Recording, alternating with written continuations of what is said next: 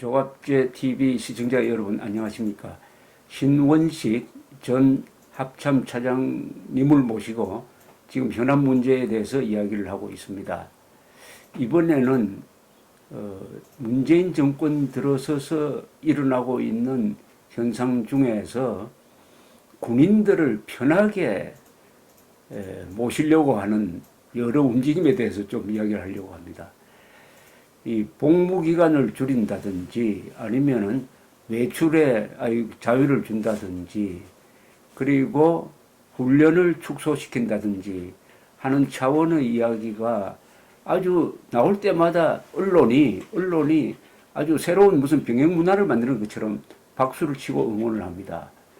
이 훈련이란 것이 군대에서 얼마나 중요한지를 잘 모르고 훈련하면은 군대 생활한 사람들은 아이고 골치 아프다 고된 기억밖에 없는데 여기에다가 하나 덧붙여 가지고 또 트럼프 대통령이 작년 싱가포르 회담 끝나자마자 일방적으로 한미 군사훈련 중단한다 이렇게 선언을 함으로써 이 훈련이란 게 마치 무슨 동네복이 돼가지고 이런 모양을 보이고 있는데 이 훈련의 축소라든지 훈련 중단이 우리의 안보에 어떤 영향을 미치는지 이거 좀 딱딱하지만 꼭 들어야 될 이야기라고 생각합니다.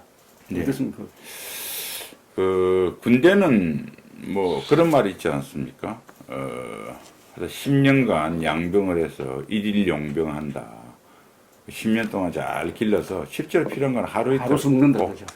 그래서 지구상에 군대를 안 가진 나라들이 없죠. 사실상 그 냉전이 붕괴되고 난 뒤에도 유럽 국가들도 나토의 형태로 다 군대를 가지고 있습니다. 왜냐하면 이것은 세상 일이라고 하는 것이 국가로 봐서 가장 큰 재앙이 뭐겠습니까? 전쟁입니다. 네. 그래서 전쟁에 대비를 하는 겁니다. 그 다음에 이제 이 가장 큰 재앙에 대비하는 것은 그 자체의 효용성도 있지만 국민 정신을 바꿉니다. 그렇죠. 그러니까 우리가 예를 들어서 영원히 제가 퇴직을 안 하고 나이 들어서 바로 나이 들어서 직업을 내려놓을 때 다음날 죽는다는 그러면 여러분 저축이나 보험 뭐하라 하십니까? 근데 저축이나 보험하는 것은 실직된 상태에서의 병마가 찾아오든지 우발 상황 대비하는 거잖아요. 그러니까 이제 이 군대 국방에 신경을 쓰는 것은 미래에 아주 위험한 위기가 닥쳤을 때 해결할 수도 있지만 그 위험을 대비하는 것이 건전한 정신을 가지게 됩니다. 그래서 이제 여러 가지 목적이 있는데 군대에 그러면 평소에 나중에 쓸 때 일일 용병하기 위해서 그럼 평소에는 뭐를 할까요? 훈련을 하는 겁니다. 훈련은 왜 할까요? 우리 군에 갔다 오신 남성분들 잘 아시는 아주 유명한 경구가 있습니다. 훈련 때 흘린 땀 한 방울이 전투에 피 한 방울을 대신한다. 그러니까 물론 이기기 위해서 훈련을 하죠. 근데 진짜 중요한 목적은 개개인의 목숨이 얼마나 중요합니까? 내가 군인이니까 나라 지키면 내가 원하든 원하지 않든 전투는 일어날 수 있는 거 아니에요. 특히 우리나라처럼 북한이 6.25 전쟁뿐만 아니라 수천 번에 어마어마하게 많이 도발했습니다. 최근에 하는 거 연평도 포격 도발부터 연평해전 천안함 폭침 얼마나 많았습니까? 그러니까 아무 훈련도 없이 지금 어머님들은 좋아하시는지 모르겠는데 훈련도 안 하고 편안하게 스마트폰 쓰고 외출 나가고 거의 보이스카우트 수준으로 아마 자식들이 오면 저도 조카들을 이런 거 들어보니까 너무 군대 편해졌다고 너무 좋아합니다. 너무 좋아요. 자, 그런데 운이 없어, 재수 없어. 지금 벌써 김정은이가 미사일 슬슬 쏘죠. 이건 이제 미국한테 대한 거래고 아마도 문재인 정부가 예를 들어서 미국하고 그 4월 11일, 12일 날 최고인민회의 때 이야기했잖아요. 그 미국 눈치, 국제사회 눈치 보지 말고 민족공주로 돌아라고 그렇죠. 했잖아. 오지랖 늦게 돌아다니지 말고 제정신 똑바로 차라라는 이야기를 했어요. 네가 정신을 지금 안 차리고 오지랖 넓게 미국하고 이렇게 해서 눈치 보면 어떻게 하겠습니까? 도발하죠. 도발하면 문재인 대통령이 그나마 세계의 길을 막고 눈을 막고 아마 북한이 군사 도발하면 대표님 문재인이 더 이상 평화쇼가 안 통할걸요? 그래서 지금 정상적인 국민들은 다 평화쇼란 거 압니다. 네. 아직도 우리가 적어도 40% 이상 비정상적인 국민이 서글프지만 있었거든요. 이 비정상적인 국민조차도 더 이상 돌아설 수밖에 없을 겁니다. 그러니까 문재인 대통령은 저 아주 어려운 게 몰렸죠. 미국에서 국제사회에 떨어져 나오자니 세컨더리 보이콧부터 시작해서 뭐 아주 정치적인 우리 뭐 예를 들어 IMF 구제협력안 가보십시오. 무슨 인기가 있겠습니까? 총선 망가지는 거죠. 그렇다고 해서 그거 북한을 도와주기 위해서 그거 할 수도 없고 또 그래서 유엔하고 미국하고 협조하자니 김정은이가 연평도에 포 쏴버릴 것 같고 아마 불안하실 거예요. 자, 지금 군에 간 아드님을 두신 어머님 아버님들 이 요행이 그 지역이 아닌데 그 지역이 아니라는 법이 있습니까? 그 지역에 북한이 포탄 떨어지면 어떡할까요? 죽습니다. 그러니까 저는 이렇게 단정적으로 이야기합니다. 평시에 훈련을 안 시키는 것은 병사의 기본 인권을 말살시키는 반인도적 범죄 행위에 가깝다.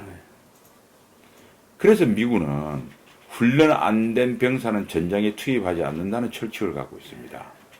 그래서 우리가 걱정하는 게 한미연합 훈련이 계속 중단되다 보면 내년쯤이면 들어온다 이거죠. 그럼 지금 말씀하신 게 훈련을 안 시킨 장병을 전쟁에 투입하는 것 자체가 비인도적이다 이거죠. 그렇죠. 승리할 가능성도 없고 죽이는 거니까. 그걸 죽이는 거죠. 근데 예를 들면 이해되는 상황이 있을 수 있습니다. 갑자기 6.25 생각도 못했던 지역에서 전쟁이 났다. 그런 건 괜찮은데 아니 본연이 그렇죠. 훈련을 할 수 있는데 안 했다면 정치적 이유로 훈련을 안 시켜놓고 할 수 있는데 안 시키고는 것은 이것은 미필적 고의 정도가 아니고 그냥 필적 고의입니다. 바로 그냥 죽으라고 이야기한 것 똑같아요. 그래서 그거는 굉장히 꺼립니다. 굉장히 미국이 여러분 잘 아시지만 인권하면 어떤 나라입니까? 인권 때문에 메이플라워 타워 왔잖아요. 인권 중에서 가장 중요한 인권이 뭘까요? 천부인권, 생명입니다. 생명권이고 그 다음에 개인의 사유권은 두 번째쯤 될 겁니다. 그런데 왜 문재인 정부는 지금 연합훈련이 이게 뭐 어쨌든 그것도 우리가 일부 보도가 뭐 사실인지까지는 모르겠지만 문정인 씨가 이야기한 게 사실이겠죠. 미국한테 우리가 빌어서 좀 제발 훈련 좀 중지해달라고 했다는 거 아닙니까? 평창올림픽 전후에서. 그 자기가 문정인 대통령 외교안보 톡 보니까 문정인 교수 입으로 이야기했으니까 맞겠죠, 뭐. 그것도 트럼프 대통령이 아니라 사실 우리 정부의 요구에 의해서 트럼프 대통령이 받아들였는데 다른 대통령 같으면 안 받아들일 텐데 이 사람은 또 훈련 비용 계산을 하니까 딱 맞아 떨어진 거죠. 그렇죠. 그러니까 그걸 정확하게 아니까 또 요구했는지 모르겠는데 하여튼 나쁜 방면으로 미국 파악은 잘합니다. 어쨌든 그거 된 거고요. 그 다음에 한국 그러면 예를 들면 상식을 봅시다. 적정한 전투태세를 유지하기 위해서 훈련해야 된다면 한미훈련이 적어지면 단독훈련을 강화해야 돼요. 그렇죠. 그 작년에 UFG 훈련 한국이 없애버렸어요. 잘 됐다 그러고. 그리고 아예 9.19 남북 한미동맹이 이렇게 흔들리면 우리 자체를 강화해야 되는데 이게 웬 떡이냐 그래서 9.19 남북군사합의에서 한국 군대를 도저히 대비하지 못하는 손바닥 꽁꽁 묶었습니다. 그러니까 이번에 쏘았을 때 원산 호도반도 이번에 신호리 이런 데도 정찰 감시가 제대로 됐으면 이미 사전에 징후 파악하고 있을 거예요. 좀 두고 보세요. 얼마나 당황하나. 이 말씀 꼭 드려요. 지난번 도발할 때 대통령이 하루 전날 뭐 남북 이행 합의를 군사합의 이행을 철저히 하라는 헛소리를 했잖아요. 헛소리입니다. 그건 헛소리. 다음날 시작. 헛소리로 밝혀졌어요. 그 다음에 미사일 발사체 허둥댔죠. 진짜 미디어라서면 문재인 정부가 아예 국방부고 발사체로 발표하라고 그랬을 거예요. 왜 미사일에서 발사체 뒤집습니까? 그 다음에 보십시오. NSC를 열었습니까? 군에서 군사대입소에서 강화지시가 내려갔습니까? 경계 강화지시가 내려갔습니까? 한미연합 정보감시에서 증가가 내려갔습니까? 연합사령관하고 합참의장 만나서 우리 통상보는 상설 MC라고 그러죠. 양국 만나서 무슨 멘트를 냈습니까? 외교부에서 통상 이 정도면 유엔 안보리 이런 제재에 대해서 항의를 보내거든요. 그러니까 뭐 추가 제재는 결의 안 하더라도 최소한 의장 공동성명이나 경고성명 나오더라 하죠. 그 다음에 이게 군사 정전 규정의 위반이면 합참에서 요구해서 연합사를 통해서 유엔사 정전위에다가 북한에 정전위를 열어달라. 그래서 그 항의하려면 정전위가 있어야 북한 측 대표 나와, 한국 나와. 그것이 진짜 그 회담을 여는 것은 정전위가 하는 거거든요. 여러분들 이번에 이거는요, 제가 군에 수십 번 있으면서 하던 표준 매뉴얼입니다. 한 번도 지킨 적 없죠. 이번에 한번 보겠습니다. 합참의 위기조치반 소집 하나, 감시대책 강화 지시가 하나 내려가나, 뭐 청와대에서 NSC 열리나 또 이 방송 보고 하는지는 모르겠는데 지금 보니까 후속 뭐 대비 나온 거 아직도 없죠. 아무것도 안 하는 겁니다. 그러면 국민님 생각해 보세요. 그런 걸 다 해도 첫 공격은 우리는 방어 입장이기 때문에 첫 기습은 되게 맞습니다. 그게 우리한테 떨어지면 어떡할 겁니까? 그걸 연습을 다 해도 이렇게 되는데, 그러니까 이거는 지휘관의 위에 훈련이 안 된 겁니다. 뭘 조치할지는 몰라요. 그러니까 자기가 조치할 것도 모르는데 그냥 엉뚱한 지시를 하거나 아무 말 안 할 거 아닙니까? 자, 우리 병사들, 우리 어머님, 아버님들 위에서 적법한 조치도 안 내려와. 얘는 한 번도 훈련도 안 해서 그래서 인권 훈련하는 게 편해요. 많이 가서 북한의 무자비한 포 앞에서 여러분 우리 아들들이 이리 뛰고 그 20살, 21살 제대로 훈련도 안 돼서 얼마나 어린애예요. 눈에 넣어도 아프지 않을 것 같은 우리 아들들이 이리 뛰고 저리 뛰고 그냥 삶과 죽음의 경계에서 지금 그렇게 할 거 아닙니까? 얼마나 비인적인 만행입니까? 저는 문재인 정부가 정경도 국방장관이 이렇게 훈련 상태를 만드는 것은 정말 씻을 수 없는 대한민국 안전 보장을 넘어서 인류의 보편적인 인권을 침해한 심각한 행위라고 저는 말씀드리고 싶습니다. 그런데 지금 우리 군에서 훈련이 큰 훈련은 이제 합동훈련 같은 거는 없어지거나 줄어든 게 많은데 일반 부대 훈련, 신병 훈련 이런 거는 계속 그대로 하지 않습니까? 그런데 그게 이렇습니다. 훈련은 귀찮죠 평소에. 그렇죠. 사실 귀찮은 겁니다. 아까 그래서 내 목숨 위해 싸운다고 하지만은 그게 이제 사람들은 요행 심리가 있잖아요. 그렇죠. 나는 안 하겠지. 그렇죠. 그러니까 당장 편한 걸 원하잖아요. 그러니까 사실 훈련시키면 병사들이 싫어합니다. 그런데 위에서부터 함의연합 훈련 안 하죠. 한국군 자체 큰 훈련 안 하죠. 내려가면 그 중에서도 전라자수령에 1592년에 임진왜란이 나서니까 1591년에 정월 2월 달에 이순신이 6단계 떼어넣어서 전라자수령 갔잖아요. 지금 모든 부대의 장교들이 전라자수령의 장졸의 심정으로 전라자수령의 이순신 같은 지휘관이 있으면 그 부대는 훈련할 겁니다. 그때 조선천지에 훈련 제대로 한 군대가 어디 있습니까? 전라자수령밖에 없잖아요. 국민 여러분들 그걸 믿을 수 있어요? 위에서 튼튼한 훈련하고 제대로 모범을 보여야 밑에도 하는 겁니다. 훼손됐을 겁니다. 그 다음에 이거는 서글픈 이야기인데요. 제가 뭐 현 정부하고 이렇게 불편하다 보니까 제가 후배들한테 전화하기 솔직히 부담스럽고 뭐 서로 이래서 뭐 꼭 필요한 거 아니면 거의 전화를 잘 안 해요. 그런데도 속이 상한 이거는 중령 대령급입니다. 그러니까 제가 장군 됐을 때 보좌관을 했거나 밑에 참모 중에서도 보좌관보다는 주로 아주 말단 실무자죠. 작년에 UFG 훈련이 없어져가지고 그런 말이 처음 나왔답니다. 제가 현직에 있을 때는 하여튼 2월 폴리걸, 6월 키 리졸브 훈련부터 마지막 11월에 한국 단독 훈련이 또 호국 훈련이 있어요. 그러니까 2월부터 11일은 하여튼 훈련하느라고 땀을 흘렸습니다. 그런데 8월부터 트럼프 대통령이 갔다 와서 8월 얼지 프리덤 가디언스 한미연합 및 정부 훈련이 취소됐죠. 11일달 호국 훈련도 취소됐어요. 그래서 전방의 모든 장군들이 자조적으로 편에서는 좋은데 이러면 안 되는데 하면서 우스갯소리로 나온 구호가 뭔지 아십니까? 그 구호를 양상훈 조선일보 주필이 걸려다 인용을 했더라고요. 올 하반기는 가족과 함께. 가족과 함께. 지금 전 장병들은 이제 가족과 함께 가정생활을 즐기자라는 게 모토랍니다. 근데 왜 군인들이 가정을 가족과 함께 못 보냈겠어요? 다른 국민들이 가족과 함께 보내게 하기 위해서 그런 거 아닙니까? 저는 이 문재인 정부가 장군들은 박찬주 장군이 그런 식으로 해서 희생됐는데 장군들을 호되게 다루면서 사병들에게 따뜻하게 다가가는 것 같은 제스처를 취하는 이유가 결국은 총선용이라고 생각합니다. 표를 많이 받기 위해서 한 60만 표가 있는데 이 국민표를 감아보니까 2012년 4월 총선이 있을 때 내가 분석을 해보니까 이 군인표가 상당히 그때 새누리당을 많이 찍었어요. 그것은 아마 군에서 정훈교육을 강화한 그다와 관계 있는 것 아니냐는 생각이 되었고 요사이 20대가 굉장히 반문재인 성향이 강한데 그 이유는 우선 취업이 잘 안 되고 그 다음에 군과 관련되어 있습니다. 군에 가기 직전에 있는 사람, 군대 가 있는 사람, 군에서 방 나온 사람이 20대를 차지하니까 20대를 어떻게 하면은 다시 좌파 일색으로 만들 것이냐 하는 고심 끝에 사병들에게 잘해주는 것 같아요. 그게 바로 훈련 축소라든지 뭐 외박을 아주 자유스럽게 하는 쪽으로 나온 것이라고 저는 그렇게 생각합니다. 정치적 목적으로 생각해요.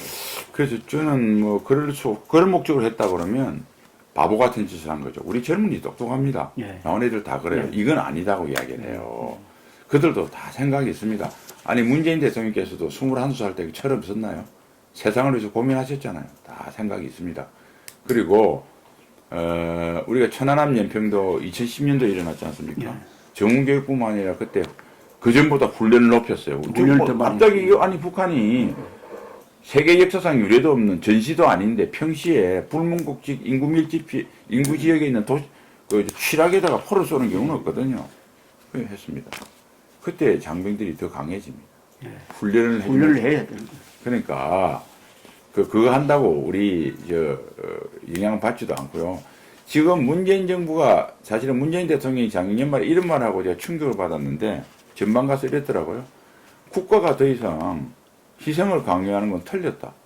아니 군인은 희생을 강요하는 겁니다. 국가에서. 그렇죠.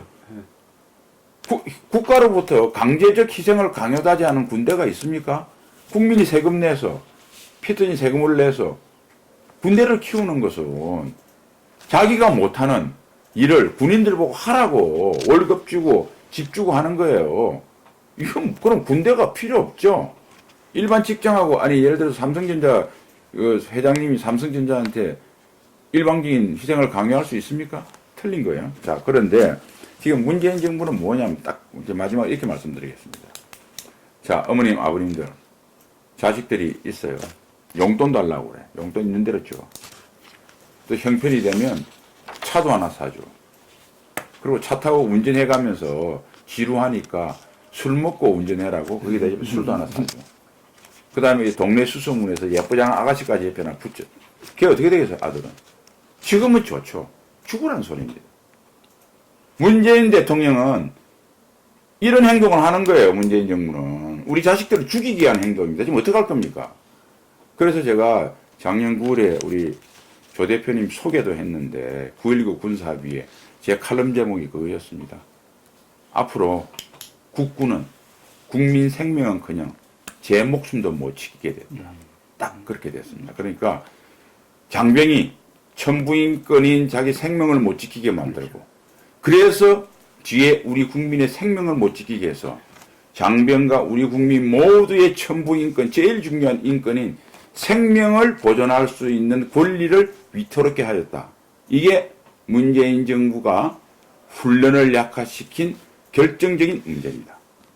지금 저 신장군 말을 쉽게 풀이하면은 히말라야 등반을 앞두고 훈련 안 하는 거죠. 그렇죠. 그러고 챔피언 방어전 날짜 잡아놓고 트레이닝 안 하는 거하고 마찬가지입니다. 그래서 트레이닝 안 하고 또 놀러 다니라고 놀러 다니는 그걸 권장하는 거죠. 그러니까 문재인 대통령의 국방정책은 젊은 사람들을 타락시키는 겁니다. 그런데 타락시키는 게 이게 결국은 어떻게 되느냐. 군대 생활 2년, 3년이란 게 우리가 국민을 만들어내는 용광로거든요. 거기는 지역 차별도 없고 오로지 애국심 그리고 어떻게 하면 생존하느냐. 그거 가지고 고생을 하는 그 2년, 3년이 그 뒤에 인생을 살아가는데 평생 자산이 되는 것 아닙니까? 그렇습니다. 이 경험을 그냥 편한 쪽으로 해주면은 그게 표는 될지 모르지만은 젊은 사람들을 타락시켜서 우리 대한민국이 이렇게 발전한 원동력이 바로 군대 경험 아닙니까? 군대 경험을 통해서 우리가 민족사회에서 잊어버렸던 상무정신을 다시 찾은 거예요. 그 상무정신이 나중에 기업에 들어가서 훌륭한 조직 문화로 되고 그게 삼성전자와 같은 세계 최고의 회사를 만들어내는 원동력, 즉 조직력, 그 다음에 협동 이런 걸 만들었는데 이것을 파괴하는 것은 지도자가 할 수 있는 가장 나쁜 짓입니다. 그렇습니다.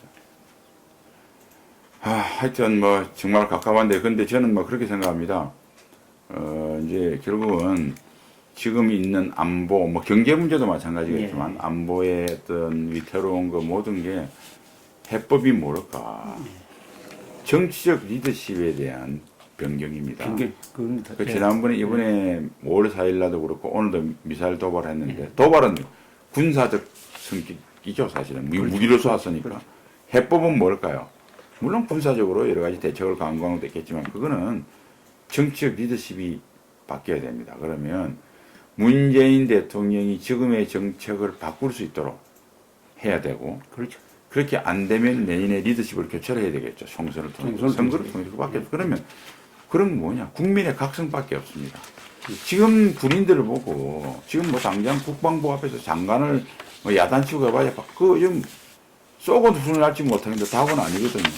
우리가 옆에 우리 아이들, 옆 사람 계속 알려서 우리 국민의 각성으로 그것을 여론으로 연결되고 그 다음에 표로 연결해서 정치적 리더십을 바뀌는 길 이게 잘 살고 못 살고 아니라 우리가 사는 길입니다. 목숨 부지하는 길입니다. 이거 꼭 좀 명심해 주셨으면 감사하겠습니다. 대한민국은 더 이상 총고에서 권력이 나오는 나라가 아닙니다. 여론에서 권력이 나옵니다. 여론이 바뀌어야 나라가 살 수 있고 그러려면 국민들이 각성해서 분별력을 가지고 피하 분별력 그리고 진위 분별력, 선악 분별력을 가진 교양 있는 국민으로 거듭 태어나자 이런 이야기입니다. 그죠? 그렇습니다. 네, 감사합니다. 그게 해법이라고 생각합니다. 예, 예. 고맙습니다.